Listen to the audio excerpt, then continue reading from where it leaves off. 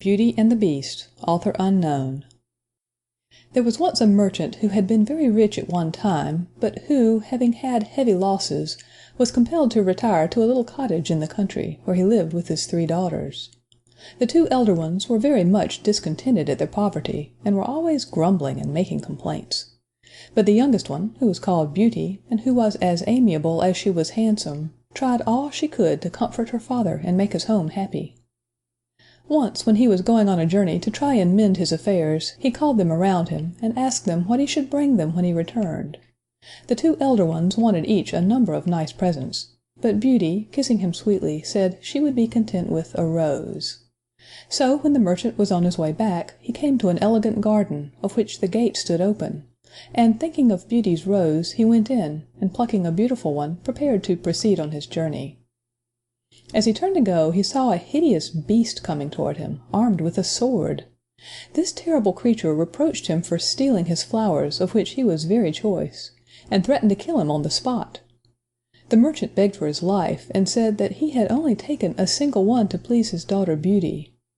On this the beast said gruffly, "Well, I will let you off, if you will bring one of your daughters here in your place, but she must come here willingly, and meanwhile you may stay and rest in my palace until tomorrow."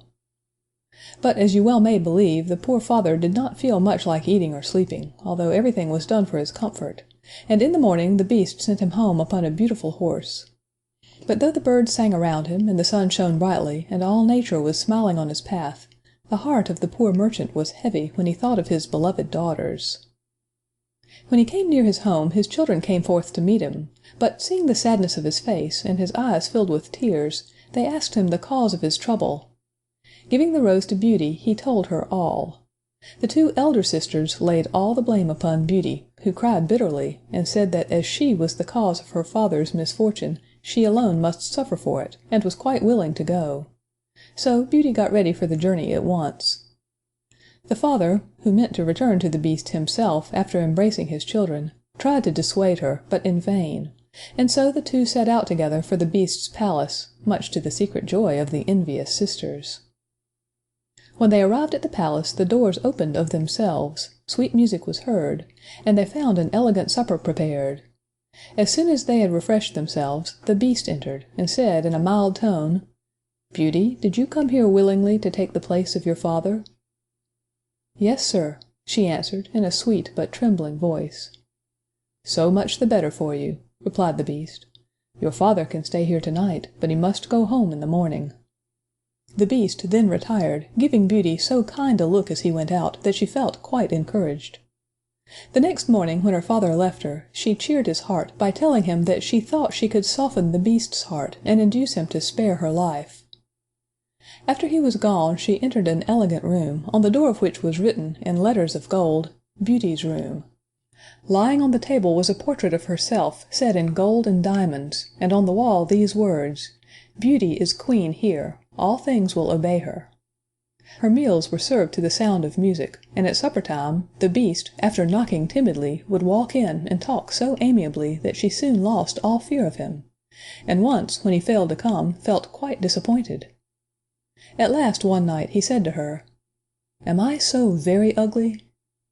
"Yes, indeed you are," said Beauty, "but you are so kind and generous that I do not mind your looks."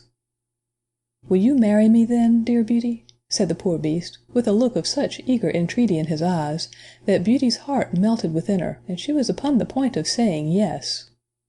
But, happening to look towards him, at that moment her courage failed her, and turning away her head, she replied softly, "Oh, do not ask me." The Beast then bade her good night, with a sad voice, and went away sighing as if his heart would break. The palace was full of rooms containing the most beautiful objects. In one room she saw a numerous troop of monkeys, of all sizes and colors. They came to meet her, making her very low bows, and treating her with the greatest respect. Beauty was much pleased with them, and asked them to show her about the palace. Instantly 2 tall and graceful apes, in rich dresses, placed themselves, with great gravity, one on each side of her, while 2 sprightly little monkeys held up her train as pages. And from this time forth they waited upon her wherever she went, with all the attention and respect that officers of a royal palace are accustomed to pay to the greatest queens and princesses. In fact, Beauty was the queen of this splendid palace. She had only to wish for anything to have it, and she would have been quite contented if she could have had some company, for except at supper time she was always alone. Then the Beast would come in and behave so agreeably that she liked him more and more. And when he would say to her, "Dear Beauty, will you marry me?" in his soft and tender way, she could hardly find it in her heart to refuse him. Now, although Beauty had everything that heart could wish, she could not forget her father and sisters. At last, one evening she begged so hard to go home for a visit, that the Beast consented to her wish, on her promising not to stay more than 2 months. He then gave her a ring, telling her to place it on her dressing table when she wished either to go or return, and showed her a wardrobe filled with the most elegant clothes, as well as a quantity of splendid presents for her father and sisters. The poor Beast was more sad than ever after he had given his consent to her absence. It seemed to him as if he could not look at her enough, nor muster courage to leave her. She tried to cheer him, saying, "Be of good heart, Beauty will soon return." But nothing seemed to comfort him, and he went sadly away. Beauty felt very badly when she saw how much the poor Beast suffered. She tried, however, to dismiss him from her thoughts, and to think only of the joy of seeing her dear father and sisters on the morrow. Before retiring to rest, she took good care to place the ring upon the table, and great was her joy on awaking the next morning to find herself in her father's house with the clothes and gifts from the palace at her bedside. At first she hardly knew where she was, for everything looked strange to her, but soon she heard the voice of her father, and rushing out of the room threw her loving arms around his neck. Beauty then related all the kindness and delicacy of the Beast toward her, and in return discovered that he had been as liberal to her father and sisters. He had given them the large and handsome house in which they now lived, with an income sufficient to keep them in comfort. For a long time Beauty was happy with her father and sisters, but she soon discovered that her sisters were jealous of her, and envied her the fine dresses and jewels the Beast had given her. She often thought tenderly of the poor Beast, alone in his palace, and as the 2 months were now over, she resolved to return to him as she had promised. But her father could not bear to lose her again, and coaxed her to stay with him a few days longer, which she at last consented to do, with many misgivings when she thought of her broken promise to the lonely Beast.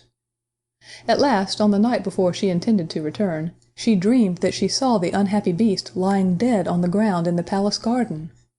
She awoke all trembling with terror and remorse, and leaving a note on the table for her dear father, placed the ring within her bosom, and wished herself back again in the palace.